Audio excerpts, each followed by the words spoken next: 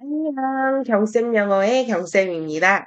오늘은 의정부 송양고등학교 1학년 시험 유형에 대해 분석을 해볼 텐데요. 23년 1학기 중간고사, 기말고사가 어떤 유형이 있었는지, 변동사항은 어떤 점들이 있었는지 정리를 해보도록 할게요. 유형을 파악해서 학습하면 2학기 시험 대비할 때도 많이 도움이 되겠죠? 그럼 우선 출제 범위 및 출제 형식을 비교해 볼게요. 먼저 중간고사에서는 교과서 1과 2과 23년 3월 모의고사 8지문, 총 문항수는 23문항으로 모두 객관식 문제만 출제가 되었어요. 기말고사에서는 교과서 4과 22년 6월 모의고사 8지문, 23년 6월 모의고사 8지문, 총 문항수는 24문항 동일하게 출제되었고요. 중간고사와 다른 점은 선택형 80%, 서술형 20%로 문제가 출제되었다는 거예요. 중간고사에 비해서 기말고사에서는 모의고사 비중이 높아졌어요. 서술형이 없는 시험에서 서술형이 있는 시험으로 바뀌었다 보니 대부분 친구들이 기말고사를 더 어렵게 느꼈을 것으로 예상을 해봅니다.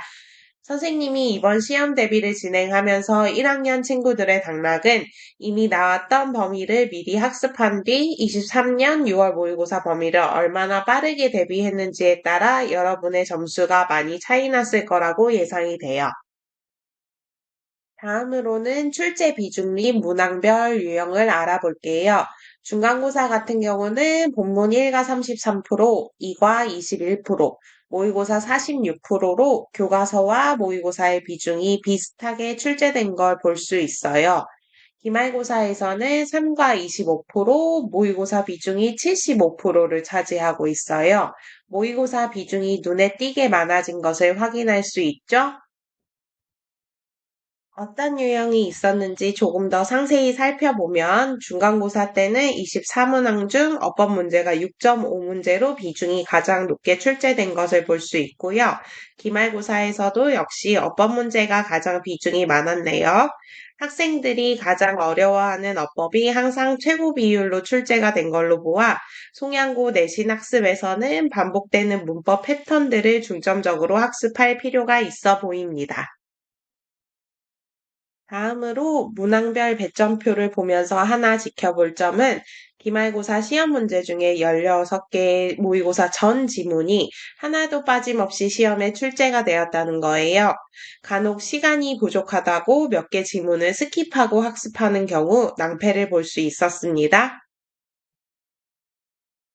정쌤 영어에서는 이런 유형의 적중 문제를 풀면서 친구들이 시험 대비를 진행을 했어요.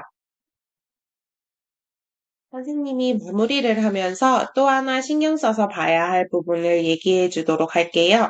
시험지를 확인해 보면 보기들이 거의 다 영어로만 출제가 되었어요.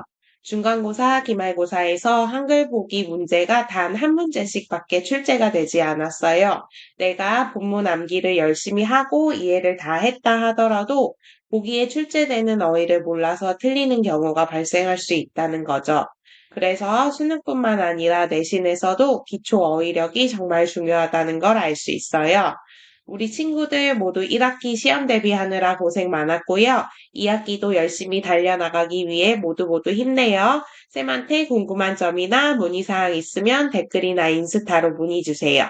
그럼 다음 시간에 또 만나요. 안녕!